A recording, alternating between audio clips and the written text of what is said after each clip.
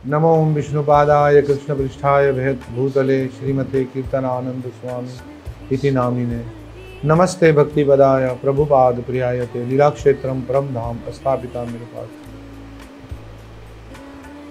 गुरवे गौरचंद्राय राधिकाय तदालये कृष्णाय कृष्ण भक्ताय तद्भक्ताय नमो नमः। पंचाकल्पतरुभ्यश्च कृपा सिंधुभ्येव च पतितनां पावनेभ्यो वैष्णवेभ्यो। जय श्री कृष्ण चैतन्य प्रभु नित्यानंदा श्री अद्वैत गदाधर श्रीवासादि गौरभक्त वृंद की जय हो। हरे कृष्ण कृष्ण कृष्ण हरे हरे, हरे राम राम राम। प्रिय भक्तों, बहुत हर्ष अनुभव हो रहा है और आनंद और उल्लास अनुभव हो रहा है। यह आप सबको बताते हुए कि श्रीमद् भगवत गीता आसान उर्दू तर्जुमे के साथ बहुत जल्द आप सबके लिए आने वाली है।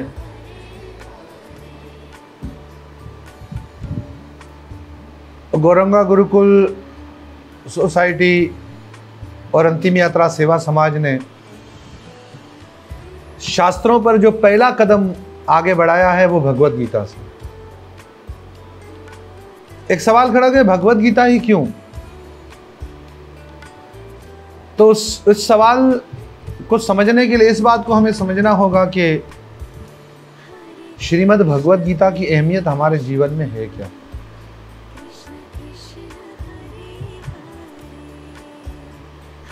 जब भगवत गीता हाथ में आएगी ना, तो कुछ लोग भगवत गीता को देखेंगे और उसकी फोटोओं की तारीफ करेंगे कि भाई ऊपर चित्र कितना सुंदर है। कुछ लोग पेपर की तारीफ करेंगे, कुछ लोग उसके डिज़ाइन की तारीफ करेंगे और कुछ लोग जो है हो सकता है उसमें कुछ खामियां निकाल देंगे। खामियां निकालने वालों की भी कृपा होगी कि वो निकालेंगे तो आगे आने वाली भगवत गीता में उसको सुधारा जाएगा। लेकिन हकीकत में लाभ उसको होगा जो भगवत गीता में लिखा है ना, उसको पढ़कर उसको समझकर अपने जीवन में उतारें। भगवत गीता की अहमियत हमारे जीवन में इतनी है कि जैसे हम कोई मशीन खरीदते हैं तो उस मशीन के साथ जो किताब होती है ना, उस किताब को अगर हम नहीं पढ़ते हैं तो उस मशीन को हम खराब कर देते हैं और उस मशीन का हम दुरुपयोग कर देते हैं या हम उसको सही से चला ही नहीं पाते। इसी तरीके से दुनिया की हर मशीन के साथ एक किताब होती है जो उसे चलाने के तरीके को हमें समझाती है, जो उसकी खूबियों से हमें जो है ना हमकिनार कराती है कि उसकी खूबियां हैं क्या। ऐसे ही श्रीमद् भगवत गीता, ये मनुष्य शरीर रूपी जो जीवन हमें मिला है और इस शरीर के अंदर रहने वाली आत्मा जो हम हैं, इस शरीर को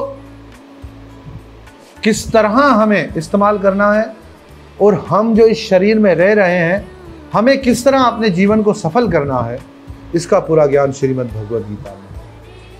और बहुत सारे शास्त्र हैं, बहुत सारे हैं। सभी शास्त्र हमें कहीं ना कहीं प्रगति की ओर ही ले जा रहे हैं, पर श्रीमद् भगवत गीता वो आसान शब्दों में बताया गया ज्ञान है कि कई वेदों को पढ़ने के बाद भी हो सकता है हम कहें कि हमें कुछ समझ में नहीं आया। सारे पुराणों को पढ़ने के बाद भी हम कहें कि अभी तक मुझे कुछ समझ में नहीं आया। पर भगवत गीता को इस तरह भगवान श्री कृष्ण ने अर्जुन को समझाया है कि अगर हम एक बार भी पढ़ लें तो हम ये ज़रूर कहेंगे कि जो हमने आज तक नहीं समझा था वो अब मुझे समझ में आया।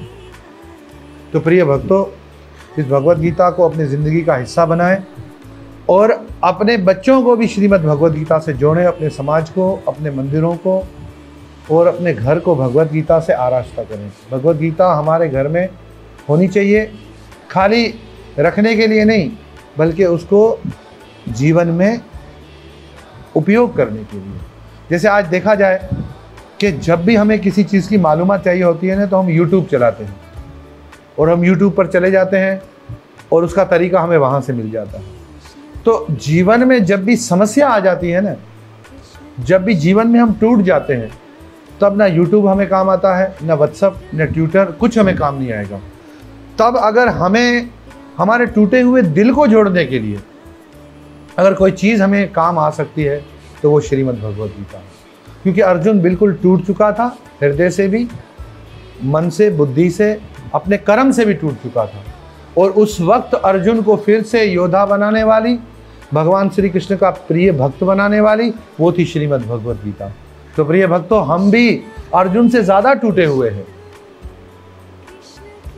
क्योंकि अर्जुन महाबाहु थे, बुद्धिमान थे, बलशाली थे, वो सतत भगवान श्री कृष्ण के साथ थे, इसलिए उन्हें भय था ही नहीं। पर हम जो है उसी जंग से जूझ रहे हैं जो अर्जुन के साथ थी, मगर हम ना महाबाहु हैं, न सतत भगवान श्री कृष्ण के साथ हैं। तो भगवान श्री कृष्ण को सतत साथ लाने के लिए ज़रूरी है गीता।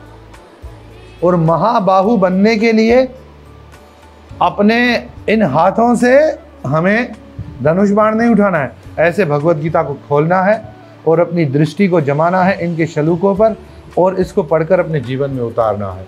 और फिर क्या बन जाएंगे हम बलवान बन जाएंगे। जैसे भगवान श्री कृष्ण अर्जुन कहते हैं हे महाबाहु, ऐसे ही भगवान आपको भी कहेंगे कि हे महाबाहु, क्योंकि आपने अपनी भुजाओं में किसको उठाया है? गीता को। गीता को उठाने का मतलब है आपने अपने हाथों में कृष्ण को उठाया है। अगर आप इस गीता को अपनाते हैं तो कृष्ण आपको अपना लेंगे। हरे कृष्ण कृष्ण कृष्ण हरे हरे, हरे राम राम राम। धन्यवाद।